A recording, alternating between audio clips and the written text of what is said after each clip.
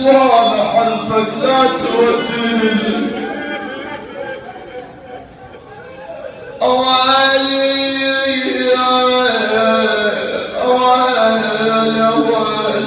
حنين ابو فاضل حنين ها وصاحب غيره. وضحت شاي ابو فاضل قال لي زينب انا راح اجيب ماي. سكينه عمي راح اجيب لك ماي. شلون يجي ابو فاضل يرجع للمخيم وما بيده ماي؟ راد حسين شيله وقال له خليني النسوان حلفك لا توديني. ليش ابو فاضل؟ والله خاف تموت زينب من تلعبني.